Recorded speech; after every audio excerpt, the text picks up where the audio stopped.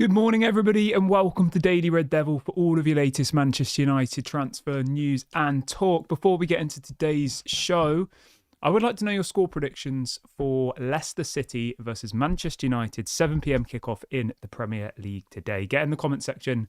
Let me know your thoughts. I'm going to go with... it's a massive game for Leicester, not so much for Manchester United. Obviously, there is serious jeopardy for Leicester. If they were to lose this, they would be... they'd still be in the relegation zone, but they're going further and further adrift, aren't they? They're currently 9 points away from safety with only 9 games left to play. So, realistically, they're probably going to go down, aren't they? But if they were to win today, maybe that gives them some confidence. They would only be 6 points behind Wolves then. Anything can happen in the final weeks of the final weeks of the season. For Manchester United, it does mean if we were to win today, we could jump up to 13th, which, is still embarrassing. But as I said to you before, the really, really important thing is that every place in the Premier League gets you about £5 million more in prize money. So if we went from, say, 15th to 10th, right? That would be another roughly £25 million that we'd get at the end of the season. So as much as the focus has to be the Europa League, obviously, and as much as rotation needs to be happening, because otherwise our team will just be depleted by the time we get any further in the Europa League, we do still also have to remember that the Premier League is still important, slightly, just from a kind of financial standpoint. And if we are as skint as we're being told we are, 25 million will go a long way in relation to our books. Remember the last few years, we've always finished in the top 6, top 7, which is a considerable amount of prize money. Even if you don't win the Premier League, if you finish second, you still get a lot of money. So you do have to remember that. But in relation to my score prediction, Leicester are woeful, aren't they? They're awful. Leicester's form at the moment when was the last time they won a game? The last time they won a game was against Tottenham, and that was in January. In any competition. So they haven't won a game for nearly 2 months. They've got one win in about 15 games. Every other game's been a loss. I'm going to go 3-1 Manchester United. I think, obviously, after the performance the other night against Real Sociedad, I think the players will be a bit more confident. Mason Mount's back, which is exciting, I think. And I know people are going to be like, get rid of him. We need to get behind our players, right? Mason Mount is a talented player. He's just had injury problems. Let's hope that Mason Mount stays fit. Let's hope that he's a really important part of our team. And let's hope that he goes on to help us win the Europa League. Remember, he is a Champions League winner. He is experienced in European football. Great that he's back. And let's just hope he stays fit. Obviously, we're going to have to manage his minutes. I think Ruben Amorim said he'll probably get 5 or 10 minutes, towards the end of the game, depending on where the game's at. But to have a proper central attacking midfielder back who's attacking, creative, that's good, because at the moment we've got wingers playing there, we've got strikers playing there. Like, we don't have a central attacking midfielder playing in central attacking midfield when you think about it. Bruno's playing a lot deeper.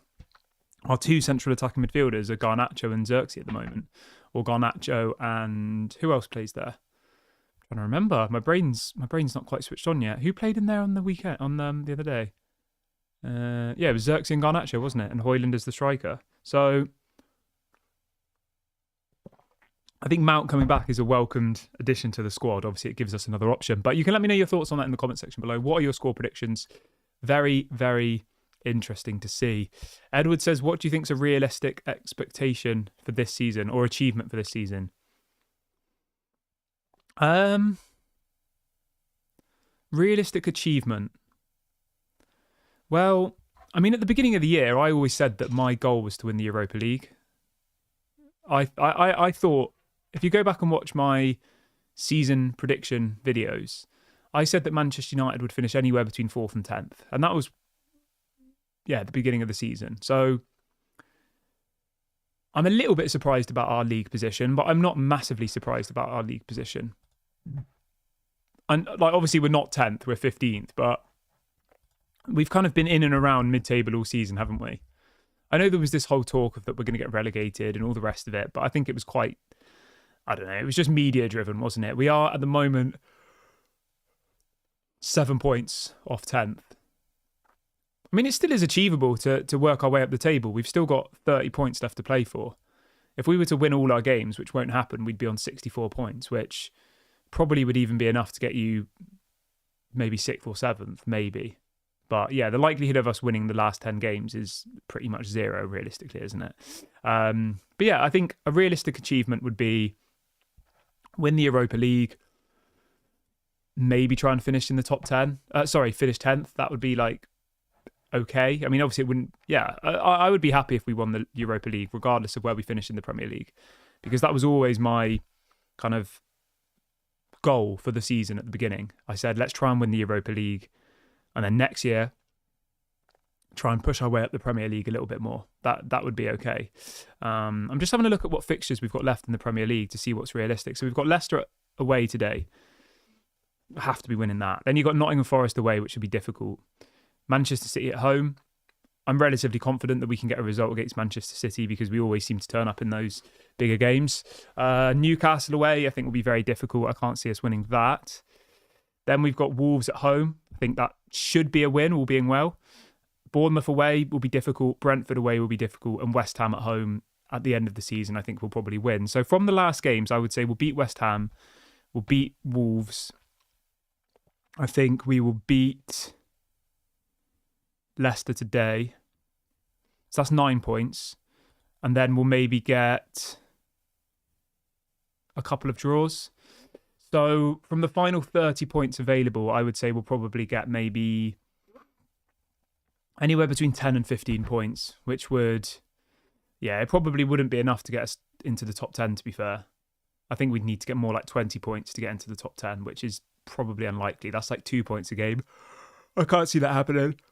I mean, it's possible. Obviously, anything's possible. But when you've got to play Newcastle away, Nottingham Forest away, who are on an incredible form at the moment, those are two really, really difficult games, aren't they? So yeah, we'll see what happens. But yeah, you can let me know what your expectations are for the rest of the season. Like, what do you think is a realistic achievement for the rest of the season? Chris says it's been such a shame about Mason Mount. He suits Ruben's system so well. Yeah, I know he does. Ruben loves Mason Mount. That's what I'm saying. Just like get behind him. I know it's been a poor start for Mason Mount's career at Manchester United. I fully appreciate that, but like we just got to get behind him, you know. So let's do that. Let's get behind Mason Mount. Let's hope that he stays fit, and let's hope that he helps us win the Europa League. CBK says I heard that Ahmad will be back soon. I've not heard anything about Ahmad, but it's possible. Yeah, I'm not sure. God, I'm tired today. Right. Let's move on to the story about Paul Pogba then, shall we? Because Fabrizio Romano has been speaking, I think it was late last night, about Pogba to Manchester United. So the situation with Pogba is his ban is now over as of the 11th of March, so he can officially start playing football again. And Fabrizio said this. He says that Manchester United have decided to go in a different direction and are more focused on talented young players, investing in players such as Dorgu and Aiden Heaven. So Pogba to Manchester United doesn't look like it's going to happen. How do you feel about that? I personally probably would have taken him on like a pay-as-you-play contract where, as I said, he literally only gets paid if he plays games. Otherwise, I probably wouldn't have bothered taking him, to be honest. I think he would obviously demand massive wages. He has a terrible injury record. Hasn't played football for, I think, 2 years, maybe longer. And even when he was playing football, he was injured the whole time anyway. And it kind of feels like we're going backwards a little bit, doesn't it? You know, that would be his third time at Manchester United. So, yeah, I mean, from like a brand perspective, from a marketing perspective, from a shirt sale perspective, obviously bringing Paul Pogba back makes sense. But from an actual like footballing perspective, yes, he brings experience. Yes, he knows the club. But yeah, I don't know. I on a human level, if he needed somewhere to train and he was willing to come and just do like a pay-as-you-play contract, I would have taken him just because he did come for our academy. But I wouldn't have given him like 200-300 grand a week. Like that would never happen, you know? But yeah, you can let me know your thoughts on the Pogba situation. Do you think Manchester United have missed out here, or do you think this was the right decision? Let me know in the comment section below. We will get a little poll going on the channel. So we'll do this. Are you upset United haven't re-signed Pogba? So if you're watching the video live, you can obviously get involved in that poll that I've just set up. The question is simple. Are you upset United haven't re-signed Pogba? I wouldn't say I'm upset. I understand the reasons on both sides. You know, if people are upset, I get it. But at the same time, I don't think it's the end of the world that Pogba's not coming back, really. If he was world class and playing every week before his ban, I would say take him. But, you know, when you look at his injury record, even before he got banned, it's absolutely terrible. Awful. Like, let's have a look. So the last time, his last full season was in 22-23, right? And he missed 52 games through injury. Season before that, he missed 25. Season before that, he missed 20. And the season before that, he missed 51. So over the last 4 years of his kind of playing career, he missed a combined total of nearly 150 games in 4 seasons, which is, 37 and a half games a season. And how many games are in a season? Maybe 50, 60. So even before his ban, he was missing like 3/4 of the season. And that was when he was fit and in his prime. I mean, it's a no-brainer, isn't it? Especially if he wants massive wages. I think he'll probably end up in maybe like the MLS, or maybe he'll go to the Saudi League.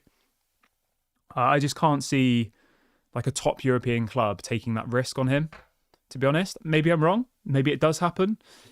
Maybe somebody like, is it Como that Rafael Varane's one of the directors at? Like maybe someone like that take him, someone who has lots of money and wants to kind of build their brand. But I can't see, you know, like an Inter Milan, a Manchester United, a Barcelona, a Arsenal, like someone like that taking him.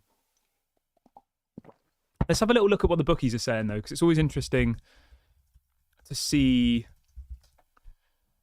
Okay, here we go. How do we see what the bookies are saying? So Paul Pogba, next club odds. Let's have a little look. Here we go. Doesn't seem to have any. Okay, next club odds. Okay, so at the moment, let's have a look.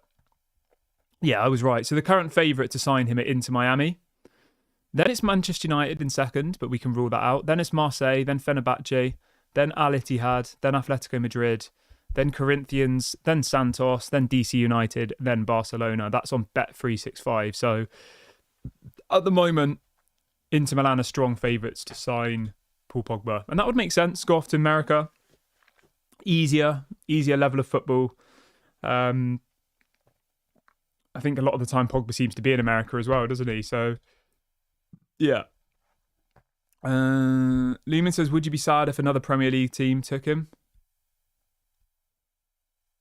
Not really, to be honest, because I don't think he'd even really play. I think he'd just be injured. I'd be sad if he went to another club and was fit the whole time and was world class and won like a Premier League with them. That would make me sad, but it's just not going to happen. The likelihood of that happening is so small. You know, if he went to Manchester City, say, and then they won the treble next year and he was playing every single minute, that would make me sad, but it's just not going to happen. No, I don't think a team like Man City or Liverpool or Arsenal would take a risk on a player who's just injured all the time and has been banned for 2 years, is it? So, yeah. CBK says Bournemouth lost yesterday. Okay. That opens up the potential to move up the table a little bit, doesn't it? I mean, if we won today, we'd be 7 points behind Bournemouth. And we'd be 5 points behind Fulham, who are in 10th. It's all possible, you know? Like, we can still get in that top half of the Premier League. We can. It just depends on squad, rotation. It depends on other teams' results. So, yeah, we'll see how that all progresses. Right. We've spoke about Mason Mount. He is returning today. Jadon Sancho. There is another story about Sancho that I wanted to touch on this morning, actually. So this is coming out again from Fabrizio, I think. Yeah, so Fabrizio says Chelsea intend to pay Manchester United compensation to avoid fulfilling their obligation to buy Jadon Sancho. He says United do not want him back. We spoke about this yesterday, right? Apparently, what was I going to say? We spoke about this yesterday. Yeah, apparently Chelsea don't want him, effectively. And apparently they'd be willing to pay the fee, which is somewhere around 20 million, in order to send him back. Now, the reason for that is because obviously Jadon Sancho wants crazy wages, 250k a week he's on at United. And I worked out yesterday, if Chelsea were to sign him on a 5-year contract, it would be about £75 million worth of wages. So there's a lot of people like really confused. Like, why would they not want him? Why would they not want to do a deal? Well, the reason they don't want to do a deal is because they don't want to pay him 250k a week for somebody who's not performed. So it's actually better for them in the long run to send him back. Yes, they lose 20 million, but in the long term, they're not paying £75 million in wages. So it's a little bit of a strange situation. Obviously, I don't know all the ins and outs of the legalities around what this obligation says and how to break it and all the rest of it. But I'm sure over time, we will find out. I can't see Sancho being back in the team. So I think if anything, it would be they pay this compensation package to Manchester United. He comes back and then we sell him or loan him. And his contract expires next year anyway with United. So, yeah. It is a strange situation, though. I will admit that. It's a very strange situation. CBK says, hopefully Casemiro joins Pogba in the MLS. Yeah, that would be good. But I think I'm going to wrap the video up here, guys. It feels like a good point to end the show. It's just a short one this morning. There's not that much news at the moment. Obviously, there's the stuff about the stadium, the stuff about Jim Ratcliffe, but I'm going to leave that for now. I think we've spoken about that enough. I will be live after the video, after the game tonight. Hopefully we win. Hopefully there's a positive mood. Hopefully we can get our second win in a row, which would be lovely. Have a great day, everybody. Enjoy your Sundays. And I'll speak to you all on the next one. Thank you very much. Don't forget to like, comment, subscribe. Bye for now.